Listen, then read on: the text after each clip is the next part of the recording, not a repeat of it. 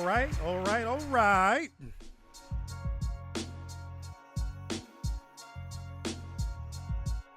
So fat beat going on here. Welcome everybody to another session of the Answer Game Podcast. I'm your host Val Holdness, coming at you on this Sunday evening.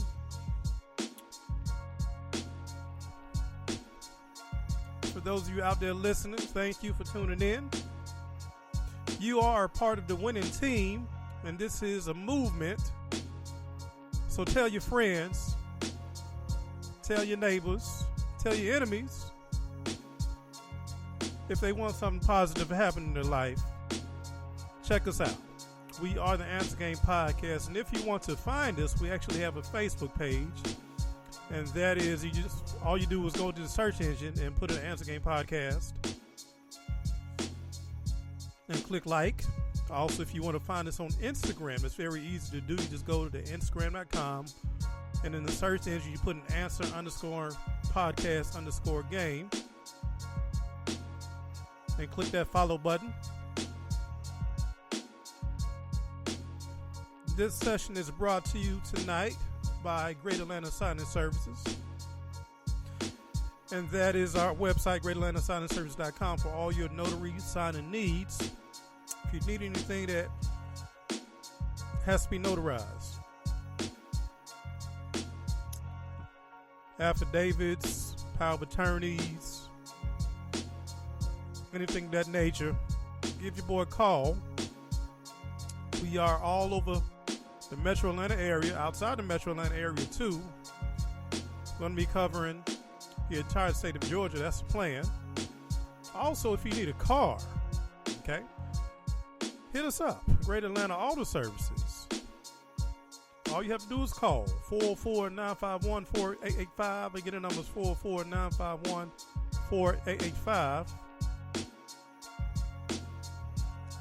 for your auto needs. Now, I will say this. If you want to chat with us, you can. All you have to do is go to Spreaker.com. That's SPREAKER.com /the Answer Game Podcast, and follow us.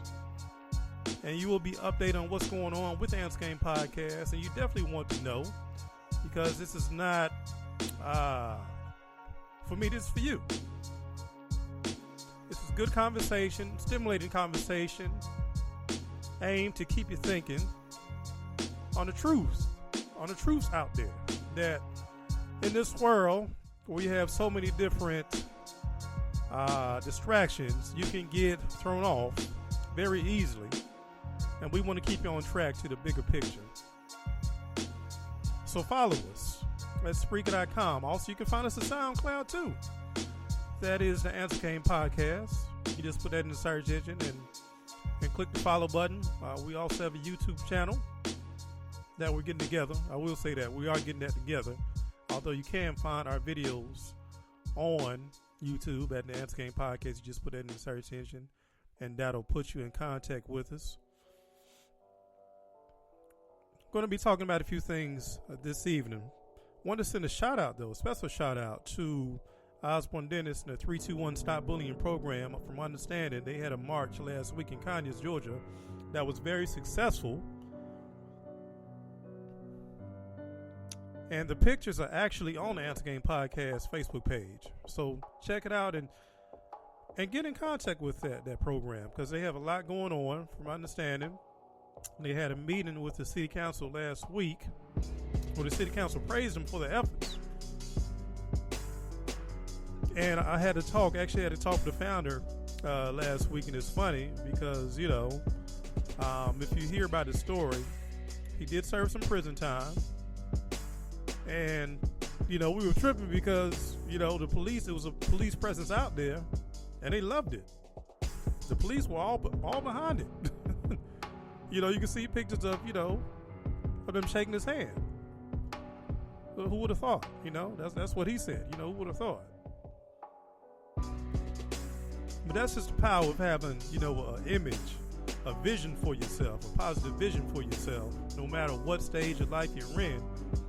Keeping that vision in front of your face and just pushing forward till it's brought to fruition. And that's happening for Mr. Osborne Dennis. And he is a contributor to the Answer Game podcast, by the way. So look out for him. Okay. I want to talk to you about a couple things. I want to conversate about a few truths about missed opportunities, about opportunities themselves. Whether you miss them, whether you take advantage of them, and the effects of whichever way you choose. What got me thinking, I saw an article earlier this week. For those of you who don't know, I am a football fan. I want to say a fan that's fanatic, but I do pay attention. Being that I am in the South region of the United States, where football is pretty much religion out here, and I don't say that tongue in cheek. It's serious now. It really is. And with the Falcons having their open up training camp this week, of course I'm paying attention. Hopefully, this will be what we're calling the revenge tour, where the talent will take over. They will correct mistakes they made from losing that game that still hurts, that Super Bowl game that still hurts. Still catch myself looking at the replays of it, but that's just me. That's how much it hurts, and I hate to admit that, but it does hurt. It did, and it does hurt. But moving on, life goes on. Like I said, the training camp's open this week, and I saw an article about John Elway, who is the president, general manager of the Denver Broncos. For those of you who are not football fans, the Denver Broncos are one of the top organizations in the league, and it's because of him. I would consider him to be one of the top presidents, executives, if not the top executive in the National Football League, because for the simple part that he makes common sense decisions. For those of you who are not football fans, the Broncos were in the Super Bowl a couple times the past 5-6 years, and the first time they got blown out by Seattle, and it was because of their defense. A few key pieces were missing from the defense, and what did John Elway do? He addressed that in the offseason during the draft, by the draft, and by free agency. And lo and behold, a couple years later, we were back in the Super Bowl again, and they won it. Just through common sense decisions. So, he did sign the 5-year extension to be the president, continue to be the president of this organization, where he was a great quarterback, and he won a couple Super Bowls as a quarterback, and now he's a top executive. So more power to him. But this didn't come easily to him, by the way. And he missed out on some opportunities. I read an article last week by Darren Rovell of ESPN, and I like reading Darren Rovell's articles because he reports mainly on the business side of professional sports and the money that's being made behind the scenes. That's why I pay attention. I'm an entrepreneur myself, so I like reading about that type of stuff. And he talked about how John Elway had a golden opportunity to own the Denver Broncos when he first won that first Super Bowl as a quarterback. And by the way, he had been, as a player, he had been to the Super Bowl, I believe it was 3 or 4 times before he won that first Super Bowl. So, as an executive, as a player, he was just failing forward, right? So when he finally won it, the owner actually gave Elway the opportunity to have a piece of the ownership. And I'm pulling up the article here, okay? I'm going to read you a little bit. The document was dated September 23rd, 1998. And it contained a lease in retrospect, John Elway's golden ticket to a lifetime fortune. Okay. This is the deal. Denver Broncos owner Pat Bowlen will give Elway the right to buy 10% of the Broncos for $15 million. Bowlen would also give him the option to buy another 10% of the franchise by foregoing the deferred salary Bowlen owed on the condition Elway would become special assistant to Bowlen, which would eventually lead to a COO job that totaled the first salary about $21 billion. So, and $21 million. I mean, that's a lot of money today. But it mentions that Elway had 9 months to think about it, and he actually passed on a decision. It was only one time that he got that opportunity. He passed an opportunity, I meant to say. And what is that value today? What is that 10% value today? Hold on one second. Let me pull it up. It is valued at $388 million. So, John Elway left the table, left $388 million on the table because he didn't know at the time. He didn't have the financial intelligence to recognize how good of an opportunity that was. Now, it also talks about a lot of his failed business ventures after he retired as a player.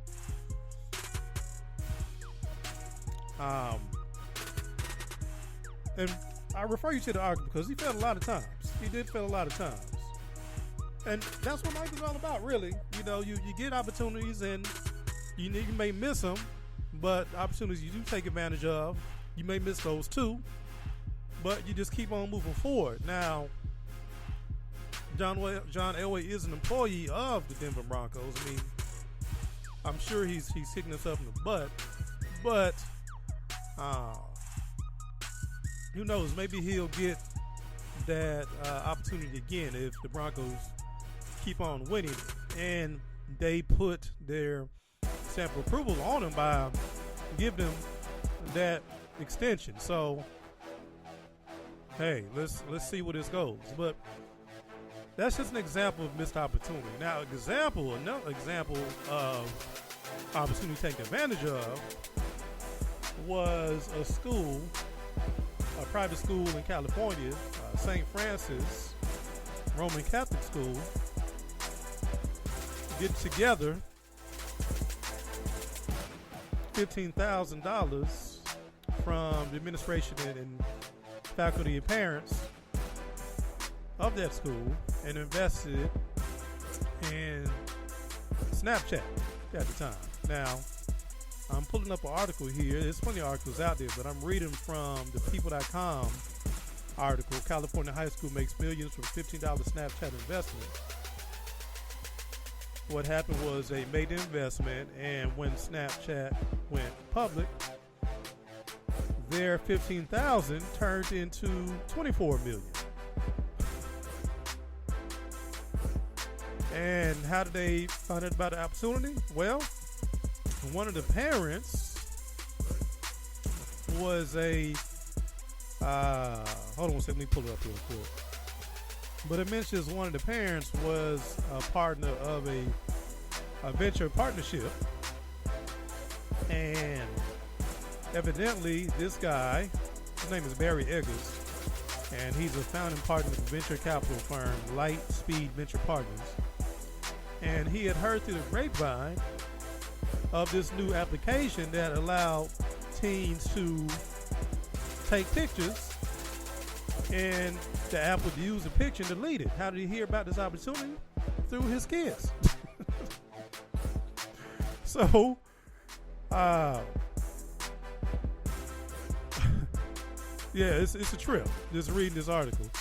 But he did his research, and he found out that the founding member of Snapchat was operating the app out of their dorm room at Stanford.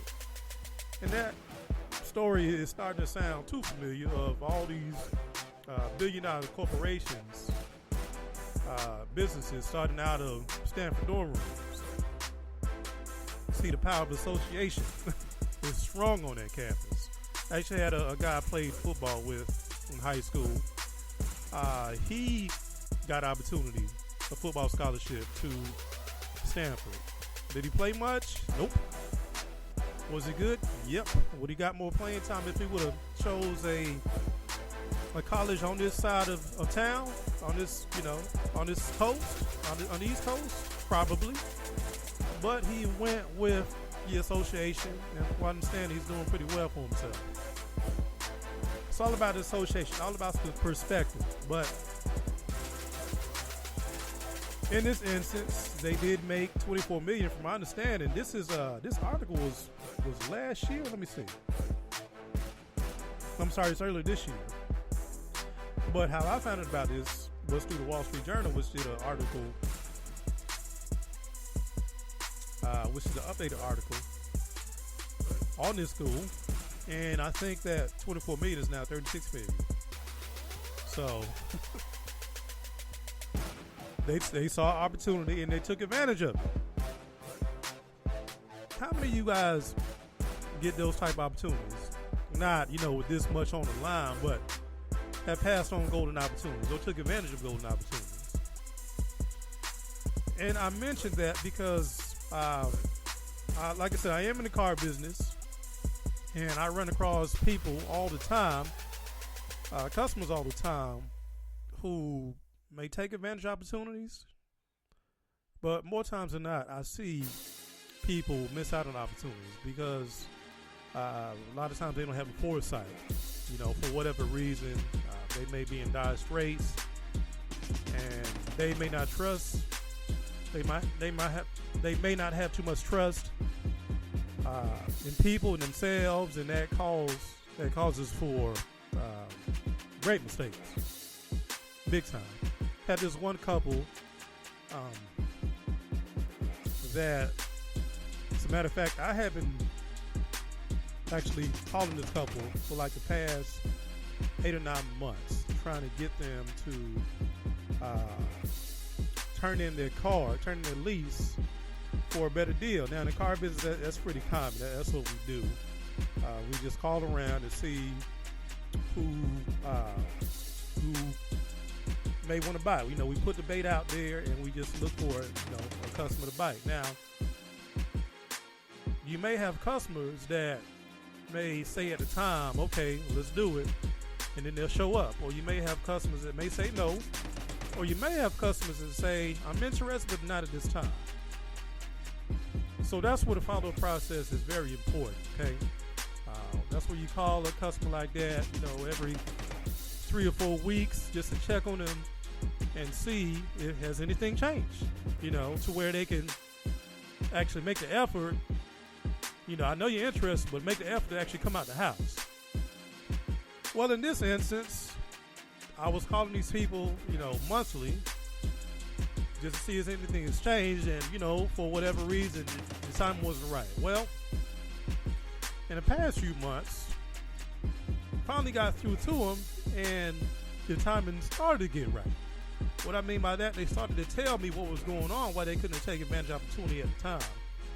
And like I thought it was going to be, they had financial issues, and they were scared. They were too embarrassed to admit that, because who wants to tell about their problems, right? Well, most people want to keep them in. I'm like that. So they don't make a move just out of fear, and you may miss out on some opportunities, but there's times where this may help you. Well, in this instance, it did. Because I had called them enough, and this time, as a matter of fact, this time they called me. So I knew something was up. They called me and say, okay, we're ready to do something, but we're getting out of a bankruptcy, and we need to wait for permission from the trustee to be able to, get another car. And by this time, their lease had run out, so they didn't have a car to drive around. Fine, okay. So a couple weeks passed. They get their stuff together. They call me up. Well, actually, I called them up.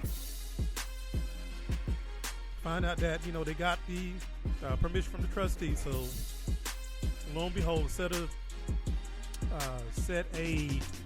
date, set an appointment for them to come by to a dealership I recommended them to go ahead and get themselves another car. Now, the issue was they lived about an hour and 15 minutes away from the dealership. So transportation was already a challenge, enough already. But an hour and a half, or an hour and 15 minutes or a half, was going to make it even that much more challenging. But I assured them that if they made the effort, that it would pay off. Okay. So we set the appointment. They came up. How did they get there? I'll tell you later. And mind you, when I was calling them up to make sure they were coming, every time I called them, I would have to reassure them that everything was going to be fine. Just show up, and my guy was going to take care of them. Now, the guy that I was putting him on, he's a real, let's just say, exuberant, tenacious, would be a better word, type salesperson. Like, he's real aggressive. You know, he's from Nigeria, and, you know, and more power to him. You know you're going to get with him. But at the end of the day, he was in position to make stuff happen for whoever, you know, I sent to him.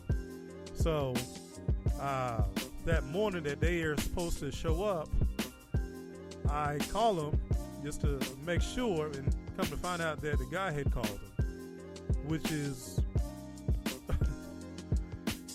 which can be disastrous, knowing how this guy is. Me knowing how this guy is, you know, he's tenacious, but his tenaciousness can come over the phone, tends to come over the phone to a customer.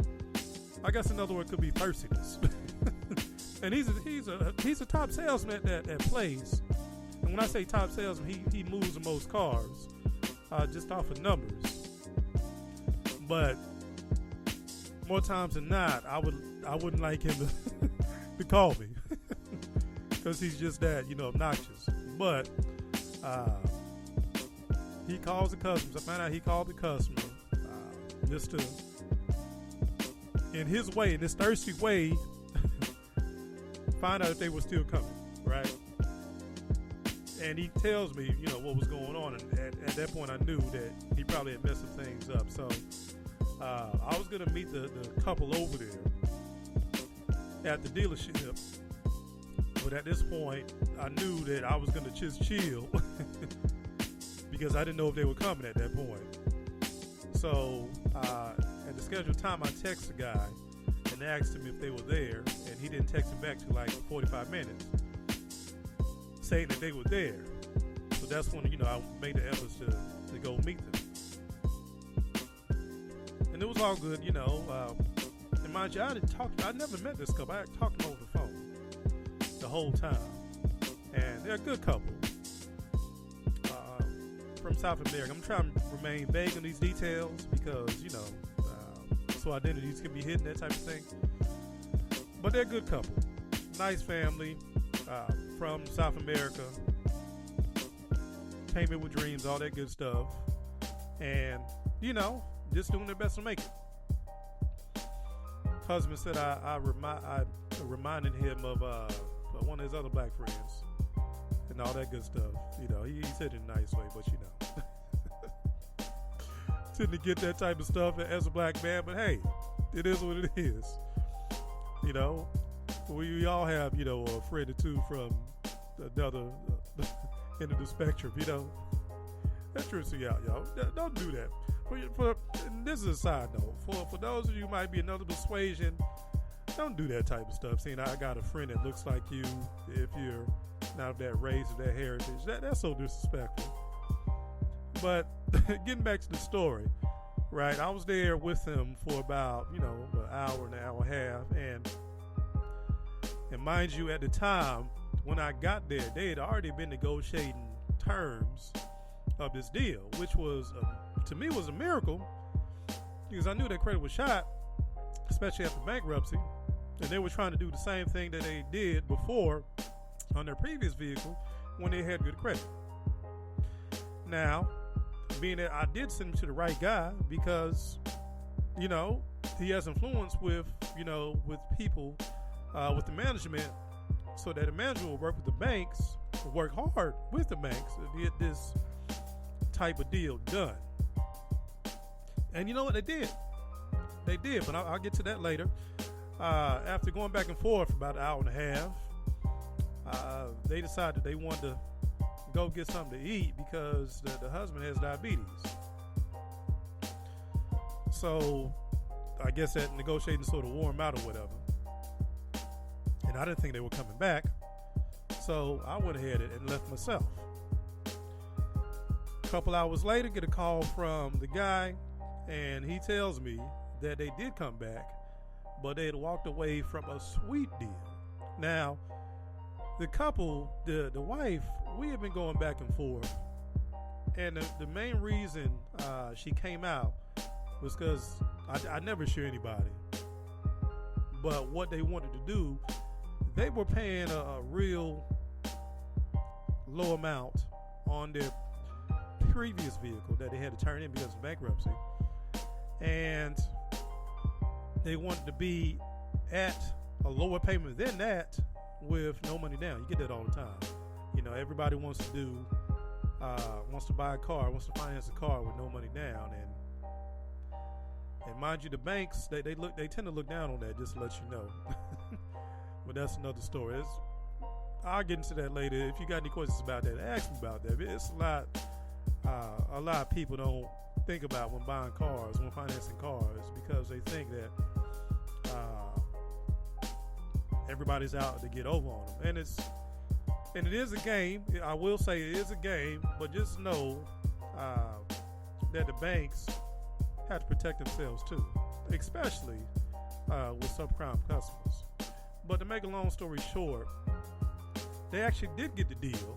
They got a sweet deal of what they were looking for. They actually got what they were looking for and better on a new car. And they passed. Why? Skepticism. You know, scared of their own shadows. Was hurt so bad by their recent financial troubles that they didn't have the fortitude to look past all that and understand that everything was going to be okay. Who knows, man? I mean, that's my, and I'm just speculating. I'm just guessing, but I'm not going to tell you what the deal is. Just keeping everything private. But just trust me, they had a lower payment than what they were paying, and they didn't have to put not too much down. Really, not anything down compared to what other people in those type of positions have to put down. And they walked away. And you know, the guy is calling me and telling me what happens, and he's begging me to call him. And I'm like, look, you gave him the deal of a lifetime. What does me calling him have to do? You know, what's going to do in this situation? But he is, like I said, he uses tenaciousness. He is persistent. He kept calling me too. And finally, I called him and I found out what was going on. Found out that, first off, they had to get the car that they borrowed from their son back to their son. And they were going to talk over with the family. And, if they were interested, they would move forward. Well, the next day she calls me up and says they're interested if they can, if the dealership can rearrange a couple things. In other words, make the deal sweeter for them. I don't care either way. I just want a deal. I just want my percentage of the deal. Let's get it done. Whatever. I called the guy up at the dealership, and of course he starts going crazy. So, but at the end of the day, he said that they would, that he needs that deal himself personally. So if they would come up, they would figure things out. So I called him back up, let him know what's going on. And, they said, okay, we can't make it up, that day. But as soon as we find a car, as soon as we get another car or borrow another car from somebody, we'll be back up there to get it. Who knows what that would be. But, the guy, makes no mistake. The guy from the dealership calls them and calls me up and tells me, he ran his big mouth. Can I call him up? Because he's in a state where he could say something to ruin the deal, which pretty much means he already ruined the deal. But, no offense to him. He was just doing his job. Poorly, but he was doing his job. And people, I just want to make the point. We run across opportunities all the time. Every time we step out our door, I promise you there's opportunity. Right? It's all about, in terms of, I guess, finances, wealth building, all that good stuff there. It's always opportunity. Somebody selling a house, job opening, somebody, just say hi at the gas station. And you never know, and I tend to do that pretty often because you never know who you're talking to. And in this city of Atlanta that's growing by leaps and bounds, man, there's so many people moving here. That's opportunity. That's a great thing. And for those of you, those native Atlantans that think that it's all about you, see this as opportunity, a great opportunity that all these people are moving here because you know the lay of the land, you know what's going on, you know what's happening in these streets. Use that to your advantage. So that's all I wanted to say. It was just funny to me, the type of stuff, the type of situations I come across just by living. And I love that I'm living. I love experiencing these type of stories first off because it makes life that much more interesting. It could be worse. I could be sitting up in my room all day, and trust me, I've done that, and it's not fun. It's not fun being a depressed state of mind to not want to leave your room. Trust me on that. So, with that being said, again, that's the end of the session. If you want to find us, click on the Answer Game Podcast. Click the like button on the Answer Game Podcast Facebook page. Also, find us on Instagram at the Answer_Game_Podcast. And if you have any suggestions, if you have anybody that wants to, conversate with us, it's a lot we can do together. We'll make you famous. All right? Thanks again.